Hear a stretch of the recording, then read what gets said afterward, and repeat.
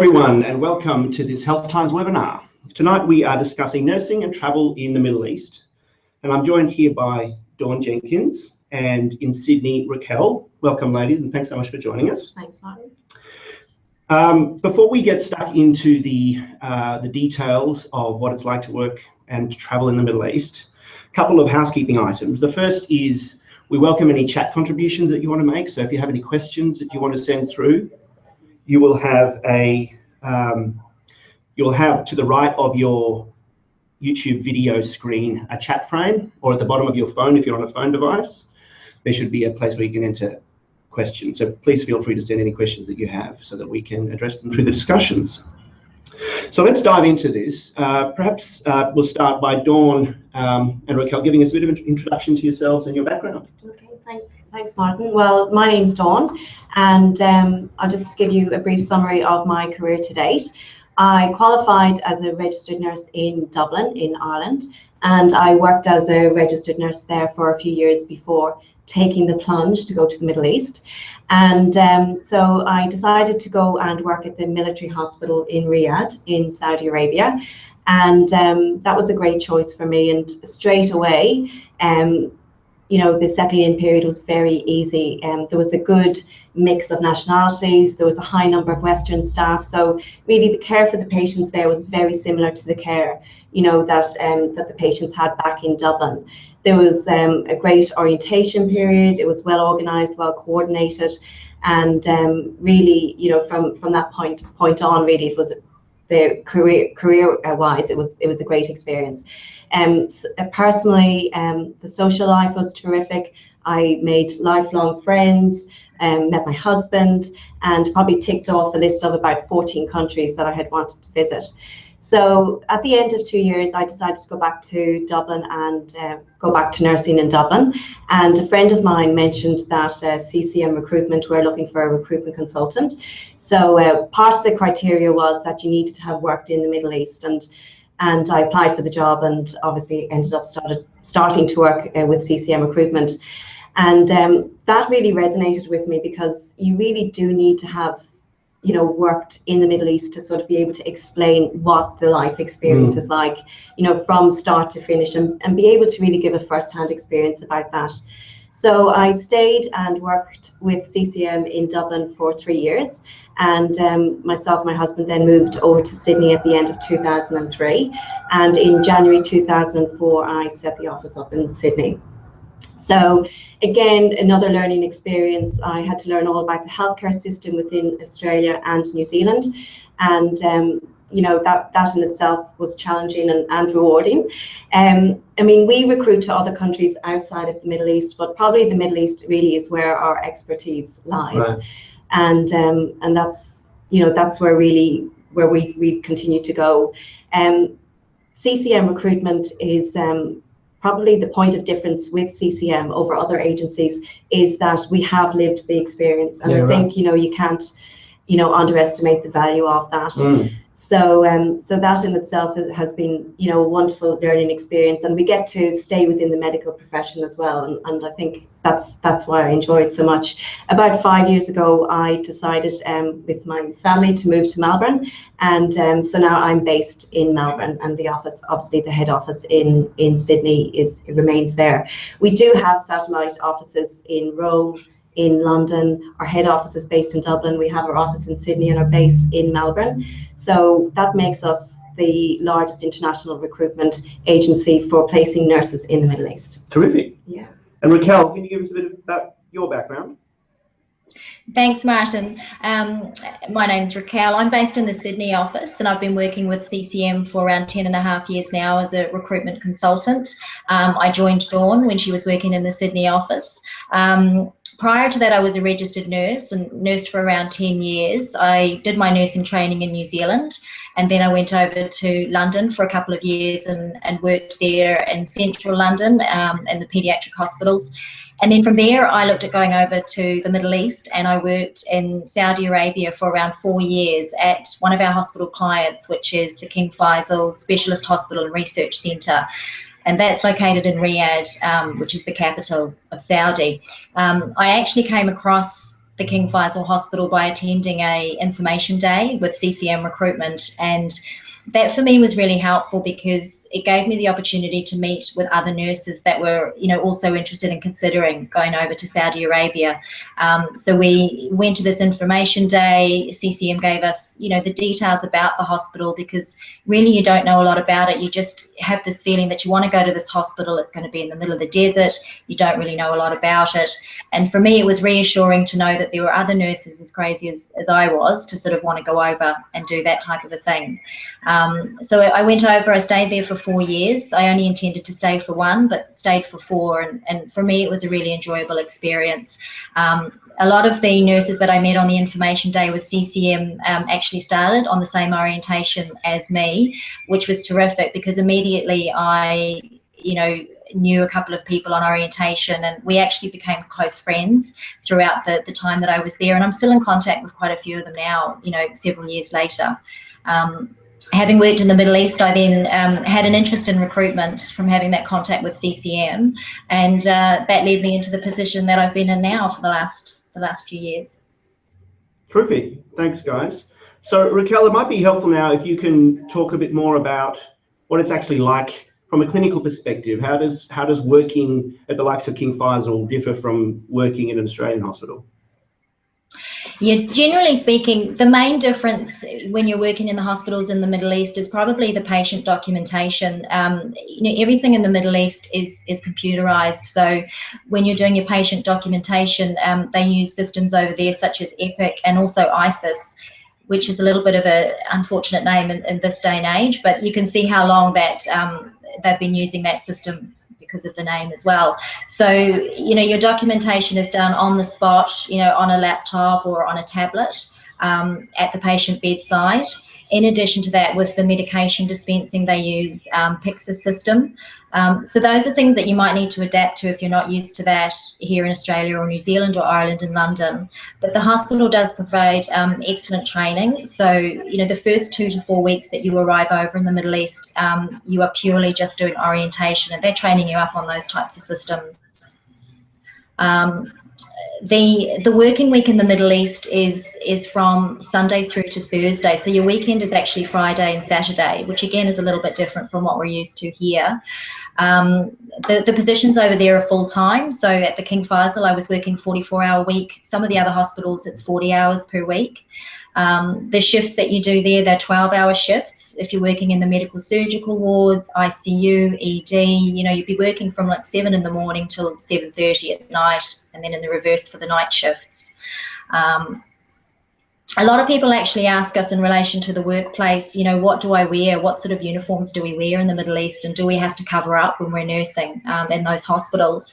The uniforms are actually very similar to what you're used to in Australia and New Zealand. So they wear scrubs, so you'll have the short sleeve V-neck top and the scrubs, the trousers to go with that. And the great thing about the hospitals in the Middle East is that they have a laundry service, so you don't even need to bother about washing your uniform. You can just put it in and they'll take care of that for you as well. Right. And can you tell us a bit about career progression opportunities over there, Raquel? What sort of level were you working at? Are those opportunities available, and are there opportunities for you to sort of progress in terms of management opportunities? Yes, absolutely. And in fact, in the Middle East, there are actually more opportunities for promotion compared to Australia and New Zealand. That the hospitals that we do recruit to are large, they're around 1,000 beds. And so with that there are more opportunities. So, you might go over as a staff nurse and you can progress into a charge nurse role. And then if you're interested to go into maybe a clinical nurse educator role, they will help you and support you to go into that. You do need to work for the first 12 months in the position that you've been employed to go into first, just to settle in, see how the land lies, get used to the system. But certainly then they're very supportive to promote you. And people have sort of progressed from staff to nurse managers and stayed there for quite some time. And in addition to that, the professional development that they provide in the hospitals is excellent as well. There are a lot of courses that they run through the hospital, international seminars. A lot of people go over to the Middle East because they want to study. They want to maybe do a postgrad or do their masters. And they have a lot of study groups in the hospitals, with universities people that are doing distance learning through universities in Australia or New Zealand. Right. And how do work opportunities or experiences vary from country to country? I would have thought working, for example, in Saudi Arabia would be quite different to, say, Dubai or Abu Dhabi. Most people have that impression, but to be honest, they're actually quite similar. Working in Saudi Arabia and working in the UAE hospitals, things are quite similar with that, with the cultural aspect. Right. The patients that you'll be looking after when you go over there will either be local Saudi nationals or, the Emiratis.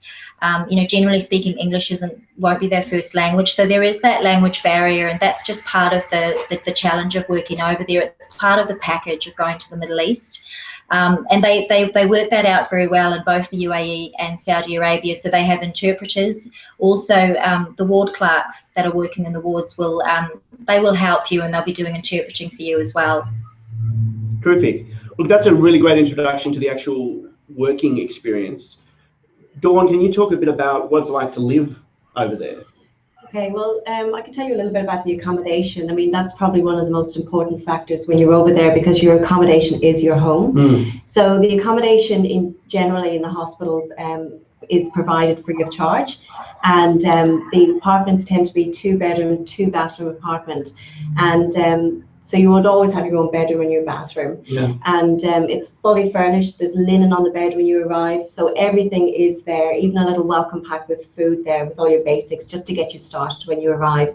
So that's really important. And they do try and make sure that the mix is as good as it can possibly be. You know, if you're from Australia, they'll try and maybe house you with somebody from Ireland, from the UK, from Australia, from New Zealand. If you're a little bit older, or if you're someone who doesn't like to share, there are opportunities for studio type living as well. Often you have to go on a wait list for that type of living, but definitely it is available. Right. Sometimes just you have to wait a little bit longer to avail of that. Right. And what about transport? How do you get around? How do you travel from home to work? Well, transport is provided free of charge again. Oh, lovely. So you can get from your accommodation to the hospital free of charge. I mean, the shuttle buses run at different times throughout the day.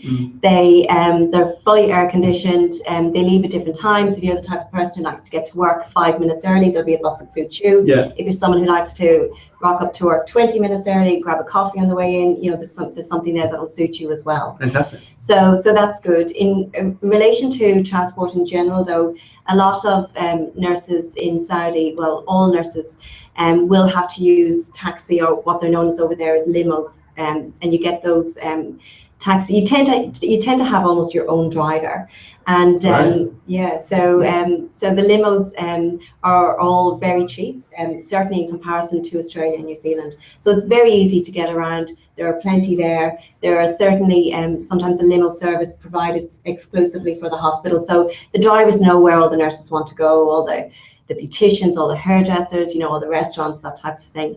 In the UAE, it's a bit different. You can actually drive as a female, so it's easier to get around if you're keen to do that. I mean, you do need to be brave because they're pretty crazy drivers. But again, if that's not appealing to you, and if you don't want to drive in the UAE, you can just get the taxis, and it's the same thing again, much cheaper than it would be in Australia and New Zealand. Terrific. And from a cultural perspective, did you ever find yourself feeling constrained or limited, or was it confronting? Well, there are cultural differences, obviously. Living in the Middle East is something that it's quite a unique experience. In Saudi, for example, as a female, you do need to wear an abaya.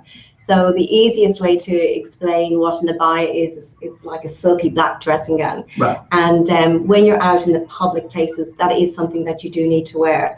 I mean, actually, just today I received an email from someone, and they said the abaya is the best thing ever. You don't need to worry about what you're wearing underneath, and it's just easy to get around. But all joking aside, you must wear that when you're out in public.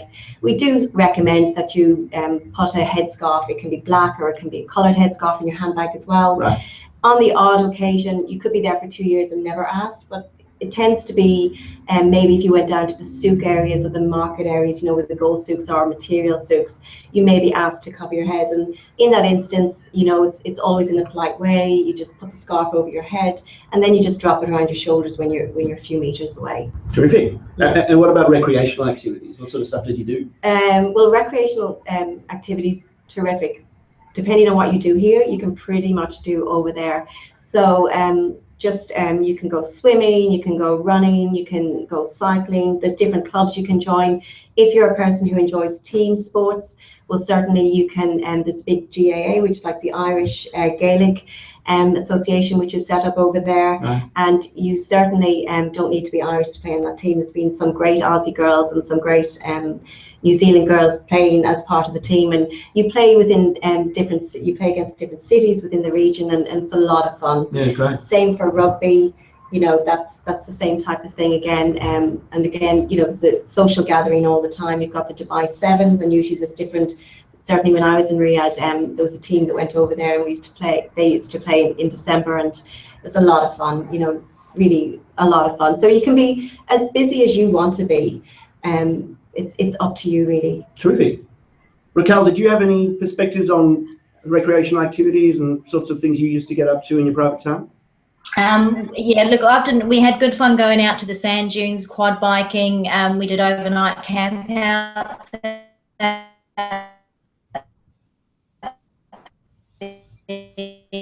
which was good fun. There, a convoy, and it is on the edge of the desert. When you look out as far as you can see to the horizon, it's just desert, and it looks like the surface of the moon. It's amazing. It's a must-see.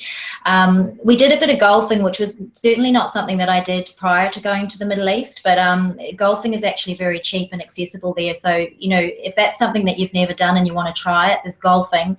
There's also a lot of people are big into running over there, and they do marathons, and they have a road runners club as well in Riyadh, which is really popular. And there's a beautiful running track at the diplomatic quarters in the city of Riyadh, where you can go for big long runs. You can wear what you want to wear. There's no restrictions there, and that's where a lot of people do their training as well. Terrific. So perhaps now if we can talk a bit about the benefits, remuneration, and I guess ultimately the financial benefits as well of working in the Middle East. Okay, well, working in the Middle East is certainly beneficial financially. You can, it's what you do. It used to be that all the nurses would get paid a flat salary, but that has since changed, and now experience is recognised. So often when you're interviewed, following the interview, the hospital will look at a nurse's individual experience, whether they've completed any postgraduate course. They will take into consideration what you're earning currently, and sometimes they'll even look at the type of hospital. If you're working in a large tertiary hospital, they'll take that into consideration as well, and then they will generate an offer on an individual basis. So that's really important because your experience is now recognised. Financially, sometimes the salaries don't sound, as large as what people do expect. Right. But realistically, if you go to somewhere like Saudi or the UAE, what you have at the end of the month, that's the difference. I see. So you could live on a third of your salary very comfortably in Riyadh, and just walk away with the 2/3 of your salary saved. In Abu Dhabi, the cost of living is a little bit higher, but you would still walk away with considerably more than you would have at the end of the month living in Australia or New Zealand. So it's just a lot easier to save money. Yeah, absolutely. I mean, in relation, your salary is paid to you tax-free. So it's important, again, just to make sure that you set yourself up properly before you leave, and you do seek tax advice. Right. We're not tax advisors, and we can't offer that advice. But it's worth sometimes just paying a small amount of money and seeking that advice before you go, just so you set yourself up properly. Yeah, right. And what about other benefits, things like dental, medical cover? Yeah, so the contracts vary in length. So in Saudi, generally the contract is a 1-year or a 2-year contract. We have a hospital in Abu Dhabi at the moment, and they offer an open-ended contract. So that's quite unique. Your flight, for example, in Saudi, you would have a return annual ticket paid every year. Right. In comparison to the hospital in Abu Dhabi at the moment, you get a small flight allowance paid into your salary per month. You get free accommodation, as we've discussed earlier. Right. Utilities are free in Saudi Arabia, but you do pay for utilities in the UAE now. On average, the girls are telling us that they generally would pay maybe $50 to $70 a month, which is again very low in comparison to Australia and New Zealand. Absolutely. Medically, everybody is covered. So if you have any medical ailments throughout your stay, that will be covered, and generally emergency dental. I mean, each contract differs somewhat, and we can break that all down easily. You know, with the nurse when they inquire, but that's just a quick summary of the overall benefits. Terrific. And I would have thought, being so close to Europe and Asia, travel's going to be a Yes. big part of benefits, right? Certainly was for me, and for a lot of people, especially from this part of the world. Yeah. So I mean, you can go to London, you can go to Paris, you can go to Central Europe within 6 hours. I mean, Terrific. it's the same almost as flying to Perth, you Yeah. know, from the east coast of Australia. Yeah. You can go and visit the pyramids. You can go to Jordan within 2 hours. You can go to Sri Lanka, you can go to South Africa and go on this amazing safari, you know, as one holiday throughout the year, whereas here you'd be saving all year just to do something like that. Yeah, fantastic. Okay, well, let's talk a bit about requirements for candidates. So there's a bunch of nurses out there, no doubt, really interested. Sounds like a fantastic opportunity. But what are the requirements for nurses that want to pursue this? Okay. So there's the minimum requirement is a nurse needs to be registered for 2 years and have 2 years experience before they can apply. 2 years, right. Yes. So I mean, that's the stipulation by the Saudi registration boards and the Saudi council. If a nurse is thinking about this, certainly after 18 months, you know, start to get in contact with us. We can help them with their CVs. You know, start to get the paperwork rolling, so that when they have those 2 years completed, then we can be ready to go. Absolutely. Yeah. Right. Outside of registered nurses, midwives? With midwives, allied health professionals, right. You know, physios, radiographers, laboratory technicians, really any type of job you can think of in the hospital medically, right. You know, we can help. And enrolled nurses and assistants in nursing, is that something that is? No, unfortunately not. Yeah, enrolled nurses, they don't employ enrolled nurses, and assistants in nursing they don't employ from Australia and New Zealand here. Right. And what sort of opportunities are currently available? So the opportunities that are currently available would be, well, really we've got quite a few. There's a road trip that's coming up. So we're going to be going to Perth. We're going to be visiting Brisbane. We're going to be visiting Sydney, Melbourne, and really just we're going to be going to Auckland as well. Closer towards the end of the year, and really it's just more of getting out there and meeting with the nurses, having a chat with them, you know, being able to just talk to them, tell them a little bit about the different locations we recruit to. So that's one thing that's coming up. We have a client coming over from Abu Dhabi, and they're the Cleveland Clinic Abu Dhabi, and it's a new hospital, and they're going to have 72 beds when it's open to its full capacity of 72 ICU beds. So this time when they come over, they're looking for ICU nurses, and we're going to be working closely with them, and we're going to the Australasian Critical Care Conference. So that's something else that's coming up. Now, if nurses are outside of the ICU specialty and would like to apply to somewhere like the Cleveland Clinic Abu Dhabi, well, then we can still submit their application online. Okay, but there's definitely opportunities outside of critical care. Absolutely. And we have another client coming over towards the end of the year as well. And we have a small team coming over from the King Faisal Specialist Hospital in Riyadh, Saudi Arabia. And Kate Heath is the international recruitment for nursing manager, and she will be coming over. And she's originally from the UK, but she's lived and worked a large portion of her career in Melbourne. So she's very familiar with what it's like to work and live in this part of the region. And she's going to be a great person to come and listen to, and she'll be able to give good comparisons. Terrific. And the final thing, because we've had a few nurses today email us just in relation to the webinar and what time it was happening in the UK and Ireland. So for anyone in that part of the world, there are open days in our Dublin office today and tomorrow from 4 p.m. and 9 p.m. So anyone that feels like dropping into the CCM Dublin office, today and tomorrow is the day to sort of avail that opportunity. And also in London on the 26th of September from 3 p.m. to 8 p.m. And all the details will be on our website. Terrific. Are there various times of year that tend to be more busy in terms of recruitment? Well, it varies. I mean, sometimes we'll find that, you know, people here will want to sort of stay for the summer, and then there'll be a large portion that will want to travel maybe, you know, February, March onwards.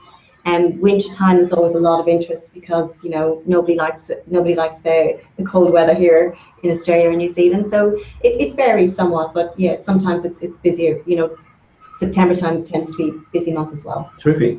So guys, it's pretty clear if you're interested in this opportunity and you meet the minimum requirements that have been mentioned, the key is to get in contact with CCM Recruitment and learn more about what's available. In terms of questions that have been sent through various means, length of contract, do they vary significantly? Does the candidate have much choice in terms of the length that's available? So the contracts generally in Saudi would be a 1 year or a 2 year contract. And the first 3 months is a probationary period. So it does give you that settling in period, both the hospital to make sure that they're happy with you as an employee, but also it gives you that settling in period to make sure that you're happy and you're happy to stay and live there. So you have that 3 month period, which is nice to know, and you can leave at the end of 3 months if you're not happy and you're not comfortable. After that, if you did want to terminate your contract early, you can do so by handing in by your resignation and tendering 3 months' notice. I see. In Abu Dhabi at the moment, we have a hospital called Cleveland Clinic Abu Dhabi, and that's an open-ended contract. Right. So that, again, that's quite unique. But apart from that, it does tend to be a 1 year or 2 year contract across the board. Okay. We've had lots of great questions coming in. So part-time contracts, is that common? No, and odd time we do get a locum contract. Like recently, we've had a locum contract and offer in the UAE for emergency nurses. It's quite seldom when they do come up, and you do need to travel quite quickly. So when they come up, definitely let us know if you're interested. Fantastic. Now, nurse to patient ratios, what sort of requirements do they have over there? It varies from hospital to hospital, so it's probably better to have an individual discussion about that in relation to what hospital you want to work at. But it does tend to be quite similar to what your expectation would be here in Australia. Right. And what's the time frame? Once someone is asked to take a job over there, what's the time frame? So if someone wants to travel to Saudi Arabia, for example, you're looking at about a 4-month time frame from when you initially inquire. We send you out the relevant paperwork, you complete the paperwork and are interviewed. You generally do need to have a medical before you go and get a visa on your passport. For the UAE, it's a little bit longer because you must be registered with the Health Authority of Abu Dhabi before you travel, and that on average can take anywhere between 4 to 6 months. Okay. So probably, plenty of time 6 to plan months. your trip. Exactly. Fantastic. Call and plenty of time. Yeah, exactly. Now, what about families or married nurses that are married? What are the restrictions or opportunities? Unfortunately, because the accommodation is provided, it's impossible for the hospitals to provide accommodation for you and your family. Right. So unless it's a senior position, all contracts are single. Yeah. Okay, so if you wanted a partner to go with you, you'd have to arrange your own accommodation, or is that not an option? It's becoming more tricky. So really, if you want to go, if your partner's a nurse, well then that's different. We can work together with you two so that you can get accommodation together. Or if your partner wants to go and work, for example, in the UAE, and he wants to or she wants to find their own employment, well then obviously we can work together with you. Once they've gained their employment, we can help you. I see. And we can explain how that all works. Yeah. Okay. So there is some flexibility for families. Yeah. Are there positions for administrative professionals as well? Yes, there are some. Not as many as there used to be, but certainly if someone works in an administrative role, definitely get in contact. There are probably a smaller number of hospitals now looking for that type of employee. Okay. Some more questions, these ones on recreation. Are there cinemas with Western movies or Western TV shows? Well, sometimes some of the hospitals will set something up like there's a social club or something like that, and they might show a movie that way. Other times you tend to be able to get cheap DVDs quite quickly, and you can watch the more recent movies that way. Great. Now, hiking and fishing. Hiking and fishing? Hiking is definitely possible because certainly you can go out into the more remote areas. I think Raquel touched base on that, where you can go out on big campouts. On the weekend in Saudi, there's a walking group where go out and go walking, and it's the same in the UAE as well. So you can join a club and go hiking. Fishing, well, the UAE is on the coast, so if you're into fishing, you can certainly to give that a go. A little bit more tricky, depending on where you are in Saudi. But Jeddah is along the Red Sea, which is a beautiful, beautiful location. So fishing is definitely an opportunity there as well. Terrific. And the last one that we have coming through is about exercise, so gyms and yoga classes. The hospitals do provide gymnasiums, so that's definitely an easy question to answer. There are gyms outside the hospitals as well that if you want to join in additional classes, there are gyms there. You can do yoga classes. Right. I even did a little bit of taekwondo for a while. You know, so there's lots of different opportunities available. Yeah, you just sometimes it's just not advertised as much as it would be here, and it's more through word of mouth. Terrific. Well, that's it for the questions, and thank you so much, Dawn and Raquel, for sharing your pearls of wisdom tonight with our audience. And just to reiterate what I said before, if you've got any further questions, feel free to email them to Health Times or contact CCM Recruitment directly, and they are the experts to give you further assistance. Thanks everyone for joining us.